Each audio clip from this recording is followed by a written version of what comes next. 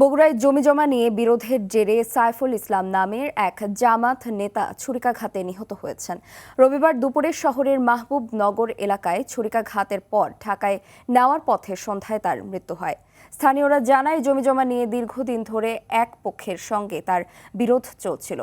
রোববার সকালে বাড়ি নির্মাণ কাজে তদারকি করতে গেলে প্রতিপক্ষের লোকজন তাকে ছুরিকাঘাত করে। আশঙ্কাজনক অবস্থায় প্রথমে তাকে শহীদ জিয়াউর রহমান মেডিকেল কলেজ হাসপাতালে ভর্তি করা হয়। পরে অবস্থার অবনতি হলে ঢাকায় নেওয়ার পথে সন্ধ্যায় তার মৃত্যু হয়।